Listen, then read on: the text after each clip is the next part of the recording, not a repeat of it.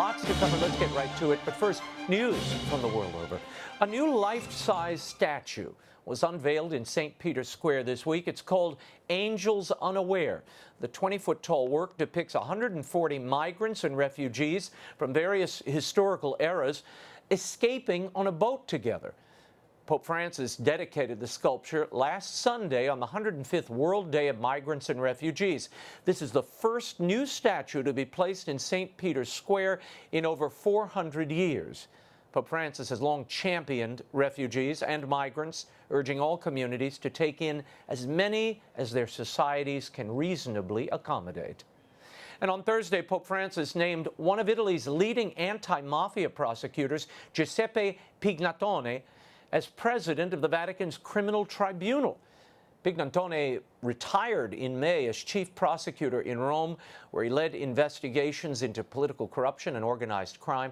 The Vatican's criminal tribunal handles crimes that occur on Vatican territory or involving Vatican diplomats.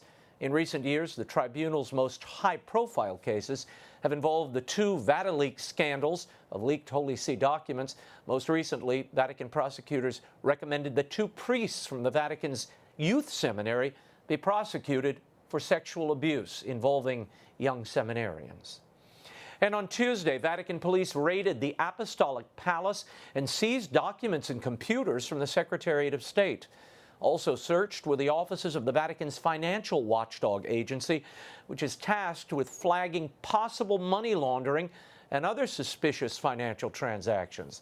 The Vatican press office declined to comment further on the raids, saying only that they were based on a report from the Vatican Bank and Auditor General's office about past financial operations.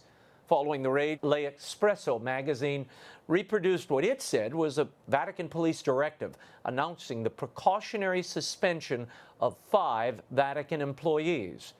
Among the apparently suspended employees is Monsignor Mauro Carlino, who oversees documentation at the Secretariat of State, along with layman Tommaso Di Rusa. He's the director of the Vatican's Financial Intelligence Authority, which oversees suspicious financial transactions and is charged with ensuring that the Vatican banking policies comply with international norms. Joining me now to discuss what many consider to be troubling aspects of this upcoming Amazon Synod in Rome, as well as what they believe their most important duties as bishops are in this time of confusion, please welcome to the program Bishop of Tyler, Texas, Joseph Strickland, and Bishop of Colorado Springs, Michael Sheridan. Thank you both for being here, Your Excellencies. As you know, this Amazon Synod begins at the end of this week in Rome.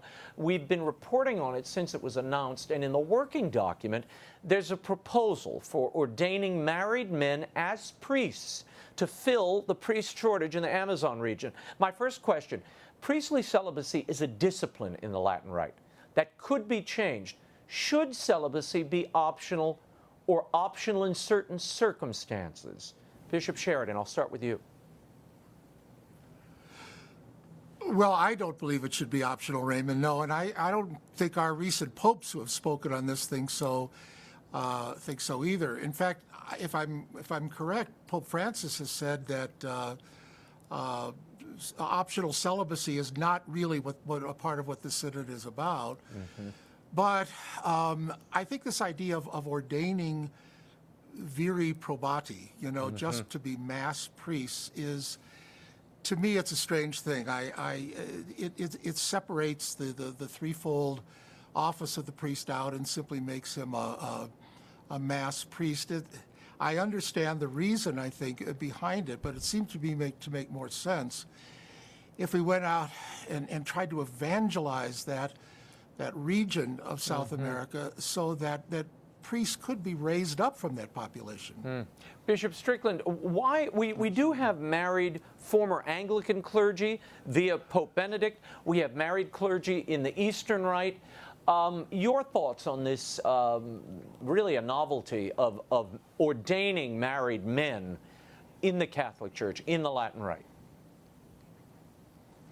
Yes, I would agree with Bishop Sheridan. I think it's a matter of evangelizing, and what I've heard about the Amazon Synod, which I have to admit is only peripherally and aspects of it, but it might emphasis seems to be, or the emphasis that I've heard, is let's change things, let's make it so that it fits into this culture in the Amazon. And I think instead, as Bishop Sheridan said, it's about evangelizing and sharing the good news of Jesus Christ and trusting, having the faith that vocations will grow from that. But we need, I believe, we need celibate clergy in the history of the church more in this age than ever, because we need that countersign to a culture that says the lifestyle of a committed, chaste, celibate priest doesn't make sense. It makes absolute sense for humanity. So to lose that, even for a portion of the church, I think is a diminishing of what evangelization's about. Now, supporters of lifting the discipline of celibacy in the Latin Rite for clergy, many of them German cardinal and bishops, we have to say, they claim this is only going to apply to the Amazon region and that critics of this synod are overreacting. But given what we saw happen with altar girls, extraordinary ministers of the Eucharist, communion in the hand, these were all optional practices that essentially became universal practice. Are you concerned that allowing married priests in this small region of the world could have wider implications for the universal church? Bishop Strickland. Yes, I think, Raymond, it's just human nature that it tends to, you open a door and other people begin to argue, well, our area is not that different from the Amazon. So I think that out of respect for, the Amazon is not some isolated other planet. It's a portion of the world that God has created. Certainly they have beautiful gifts and challenges that are different, but to bring the light of the gospel fully to these people, to me, is always the answer. I really have no idea of the challenges they face, but let's not change it to adapt it. Let's bring the fullness of the light to them. And I think it would, if we open that door in one place, it diminishes the gift of the gospel to the Amazon region, but it also begins to tell other people, well, we can kind of lighten up on these disciplines also. And where do we go from there? Bishop Sheridan, very quickly, I'll let you react to the same question. Might this have implications for the wider church? Well, I agree, and I have a concern, that this could be the camel's nose under the tent. Once, as you said, once it starts in one place, it may be very, very difficult to either to explain why it should not be a worldwide phenomenon, or even to keep it from being that. So I go back to what I said before. We ought to be busy about evangelizing and raising sort of full-fledged priests out of that evangelization. Well, and I'm going to get to the question of what evangelization means today and what we're hearing now in a moment. But the role of women in ministry is also at the top of this Amazonia agenda. Now, some in the preparatory meetings for this synod raised the possibility of a female diaconate. And there's now a theological battle brewing in Rome, at least, over whether the prohibition on female holy orders is dogmatic or not. There's a Bishop Erwin Krattler who suggests that it is not dogmatic. Cardinal Gerhard Müller, in a new statement, says that John Paul II's teaching emphatically barring women from holy orders is dogmatic. Your thoughts? Bishop Strickland, I'll start with you. I would agree that it is dogmatic. I don't claim to be a theologian in the sense of really looking at the nuances there, but I think in the life of the church, what John Paul II, Saint John Paul II, what he was saying is that Christ was male and the priesthood is male. The complementarity of what women do in the church is marvelous and needed, but so the simple answer is yes, it is dogmatic. It is part of the fabric of how the church exists. Bishop Sheridan, who do you think's setting the agenda here? It seems the Rhine is running right through the Amazon. The German bishops appear to have an outsized influence on this agenda, and the people surrounding the Pope seem to be pushing things in a direction really not even of the Pope's choosing.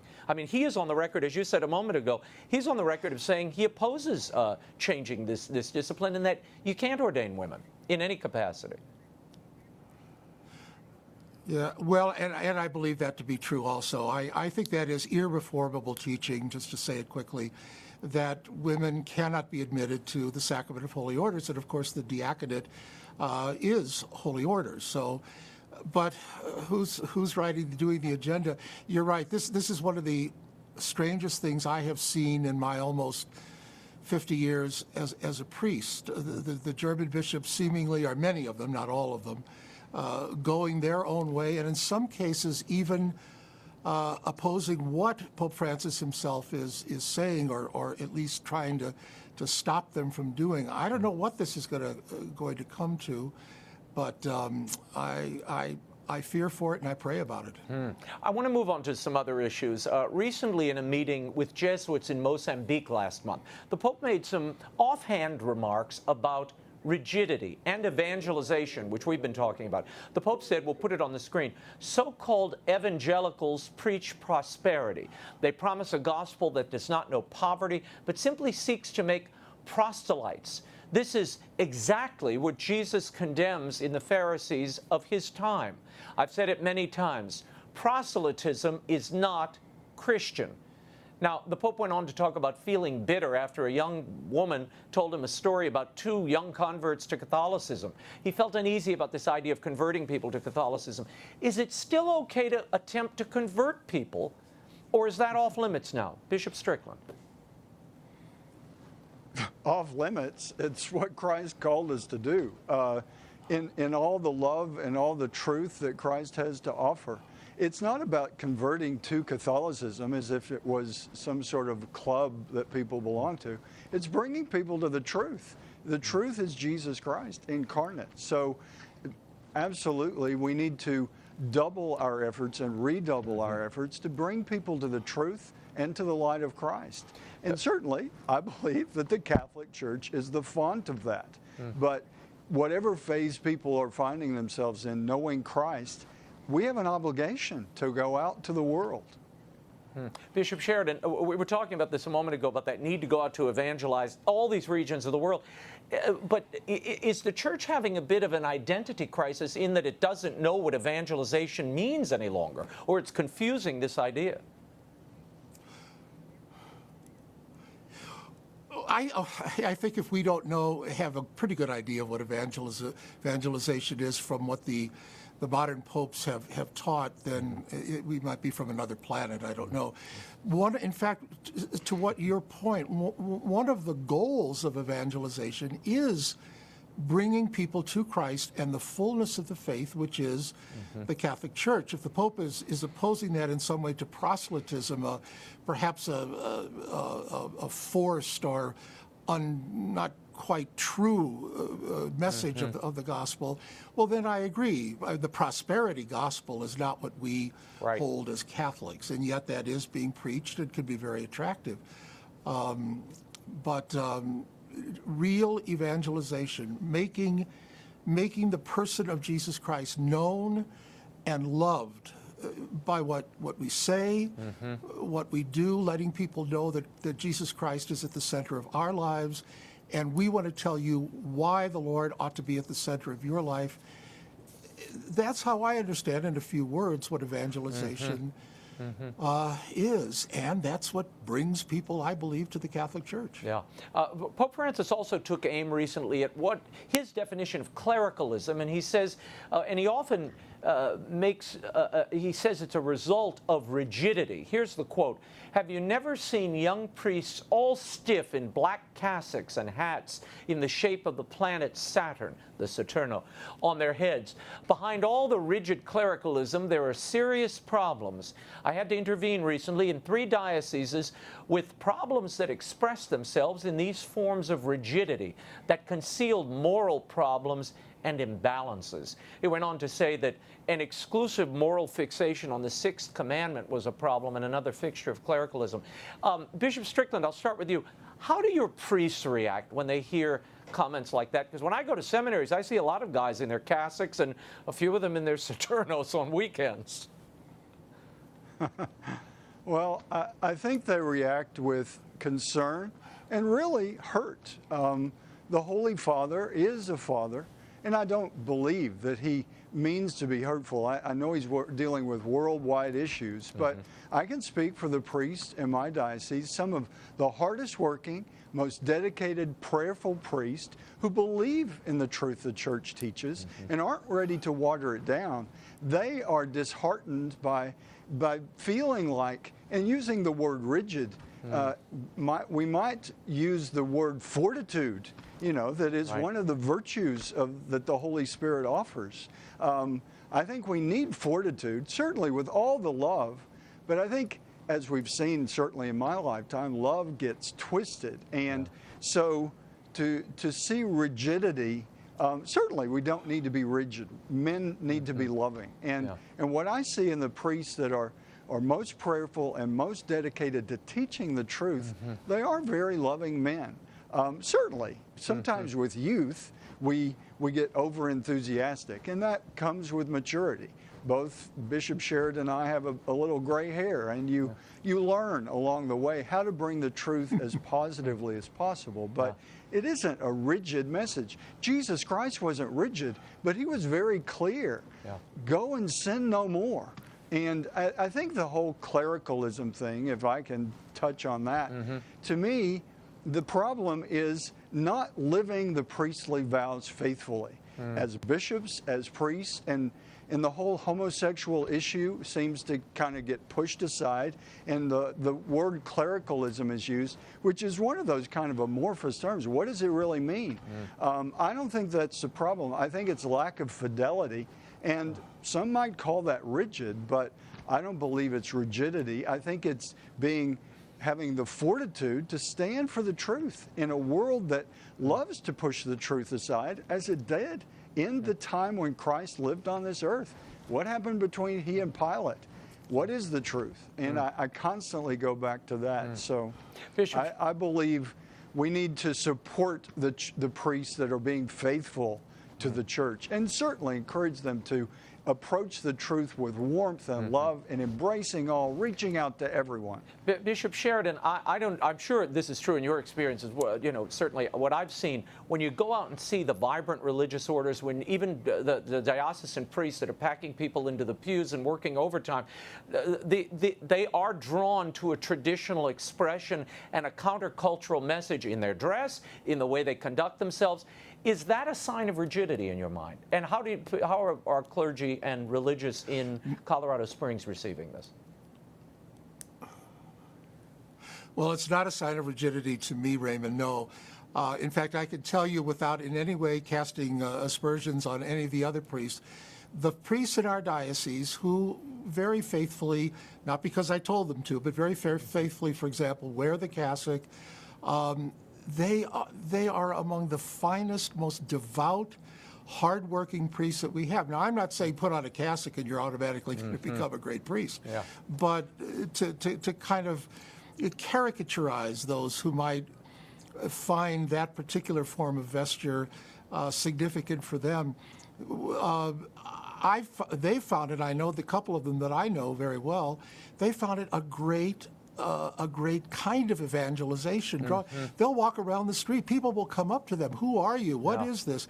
And before they know it, they said, we've got a conversation going on. So, no, I think to caricaturize somebody as rigid simply by the way they dress, no. I've got to, before we run out of time, talk about this narrative that is being really circulated around the world now, driven by some people in Rome and elsewhere. Father Antonio Spadaro, a close associate of the Pope, a Jesuit, has written about this extensively. They claim Americans are pushing an anti-Francis sentiment to the point of causing schism. Now, they claim that there's a cabal of traditional American Catholics out to get the Pope. Do you see any such plot, Bishop Strickland? I mean, there's books about this. The Pope even lent credence to it when he held one of these books up and said, this is a bombshell on a recent papal flight. Do you see this uprising of schism and traditional, peasants with pitchforks storming the Vatican? I don't see it. I see people of real committed faith in the real presence, those who believe that the bread and wine truly becomes the body and blood of Christ, it's those people who are concerned and asking questions and saying, give us the truth of Christ clearly. All this confusion isn't helpful for them, for their children, their grandchildren. So I'd say absolutely the reality is to live Jesus Christ. And everything else really falls by the wayside, as it has through the centuries. If it's not of Christ, it won't last. It won't continue.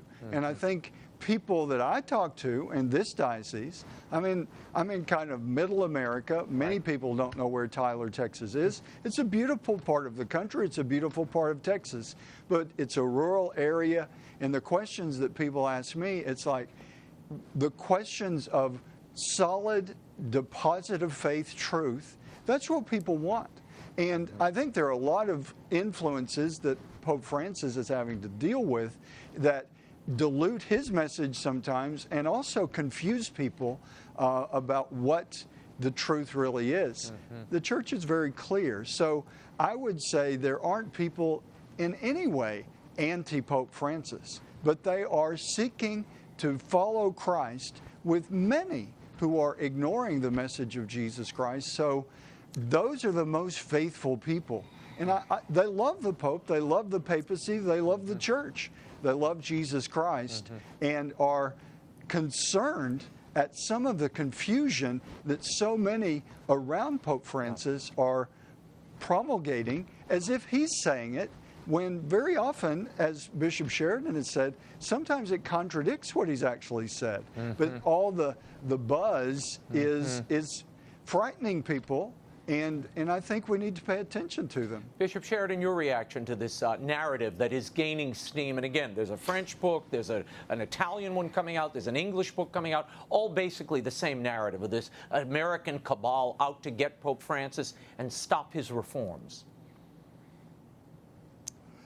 Not in my experience, Raymond. There may be people who don't like the Pope. I don't know. But the people that get in touch with me are expressing, first of all, a love for the Pope. So often they say, I pray for the Pope every day.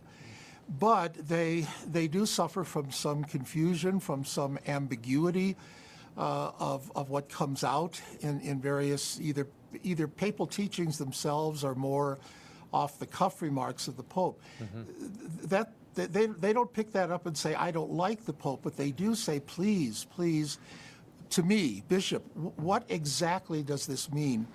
And without being able to speak for the Pope, I just say all of these things must be interpreted in the light of the tradition and the ongoing magisterium of the Church. So if there is confusion, you know where to go and look, and they do, Bishop Sheridan, before I let you go and we run out of time, one quick question for you and then Bishop Strickland. Back in 2012, you were quoted as saying you would deny Joe Biden or any openly pro-choice Catholic communion in your diocese.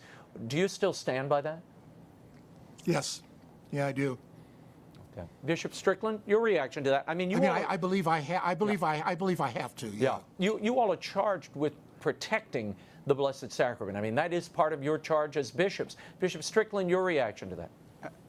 Absolutely. I'm with Bishop Sheridan, and I believe a lot of bishops would be in the same place.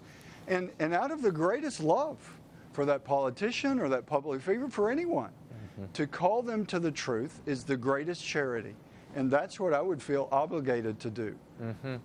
Before I let you all go, Bishop Strickland, you recently instituted the recitation of the St. Michael's Prayer after Mass in your diocese. Bishop Stika of Knoxville, Tennessee, who's apparently not a fan of this program, I'm told, has issued a similar plea.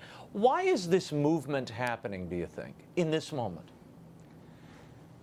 Well, to me, I've encouraged people to read the vision that Pope Leo XIII had, where he mandated that the St. Michael prayer and several other prayers would be part of the end of every Mass around the world. And I think that St. Michael, I'm sure Bishop Michael Sheridan he's got to be pro St. Michael the Archangel. But St. Michael, it's a beautiful prayer that acknowledges evil is real.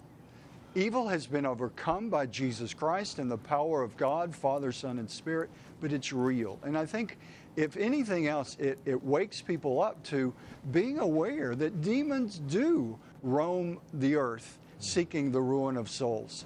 That is a reality. Not to be frightened so much as to be aware and to be alert and to be vigilant, to live and seek the truth. So I've encouraged the same thing. We have to be careful with the liturgy. It shouldn't be added into the liturgy, but after Mass is ended and after the deacon or priest has said the Mass is in, go in peace, or however they do that, then to pray, we do it. I'll do it at the cathedral tomorrow morning. I have 7 a.m. Mass, and we will pray the prayer to St. Michael the Archangel. Excellent. We will leave it there. Bishop Joseph Strickland of Tyler, Bishop Michael Sheridan of Colorado Springs. Thank you both. You want to add something, Bishop Sheridan? Well, I was just going to say, since last Advent, we've been doing the same thing here in our diocese. After every parish Mass, the prayer to St. Michael. Love it. Well, thank you both. Bishop Joseph Strickland of Tyler, Bishop Michael Sheridan of Colorado Springs. Thank you both for taking time to join us this evening. I hope you come back. Thank you, Raymond. Happy to be here, Raymond. Thank you.